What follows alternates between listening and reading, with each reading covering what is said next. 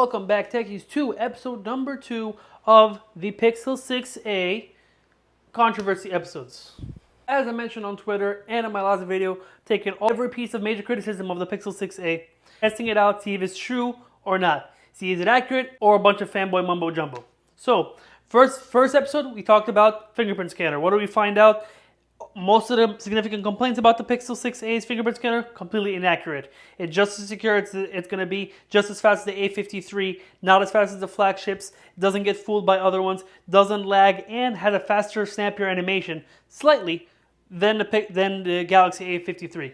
Now, tackle the fingerprint scanner. Now the next piece of controversy, build quality. So, the Flagships first up. So these two phones, the Pixel 6 Pro and the S22 Ultra, are absolutely exquisitely built phones. Some of the highest, some of those well-built devices to ever be made.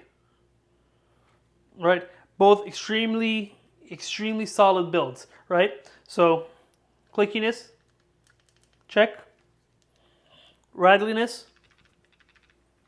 well, yes, but that's not a sign of bad quality. That's because of periscope systems in most of these phones, moving parts. Right? And also because the 22 Ultra has an S Pen, right? Neither of these phones bend, obviously. Not that I'm strong enough to bend them anyway.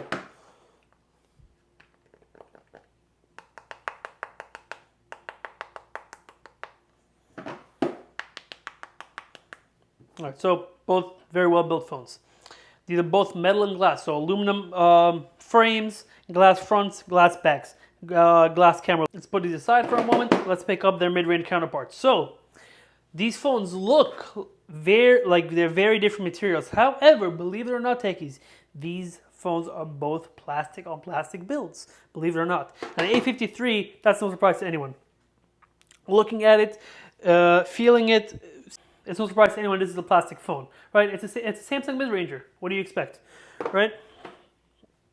Pixel, on the other hand, if I wasn't around tech daily and knew all these devices like I know my own name, and I could identify these phones from a mile away, I would say this is the same build quality as the pricier Pixel 6 that has an aluminum and glass body. However, the back of this phone is completely plastic.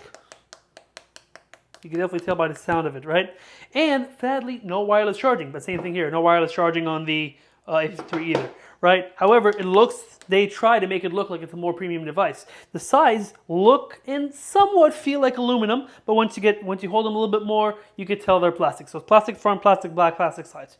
Not a bad thing, especially at $450. These phones are both made to be very value focused. Most of the people that are specifically looking for this price range of phones, especially in the US, are not looking for the exquisite build quality, the stainless steel frames, and all that kind of stuff.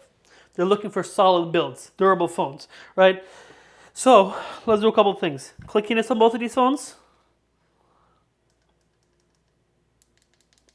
Definitely cheap feeling. No clickiness at all on the A53. Barely any. Definitely, the buttons kind of feel a little bit mushy, right? Holding them in hand. No creaks. A little bit of a creak on a Pixel 6a. Nothing shakes, no periscope systems, no periscope lenses, no moving parts on the inside, right? Just by the tap test, the Pixel 6a sounds a lot more hollow, but I mean the A53 does have a much larger battery, a lot more internals, right? But build quality, Techies, of course, I want to say you be the judge of these, but unfortunately, tech hasn't allowed us to send feeling of materials over the internet just yet. But I'll tell you, just from my hands-on experience, these are both really similar, Techies, in terms of build quality. They're both plastic on plastic builds, which becomes very apparent as soon as you pick them up. The A53 isn't fooling anyone, but the Pixel 6a to a non-techie could easily pass as a glass and metal phone. Build quality, though, pretty equal. Neither of them are excellent, none of them are poor build quality. For $450, I say you're getting well-built, solid devices, hard material and build quality-wise.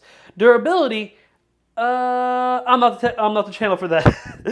Techies, yeah, you know, I'm not big on drop tests. I like to test the durability of phones, but JRG, everything, MKBHD, everything Apple Pro, those guys, they do the drop test, not on here.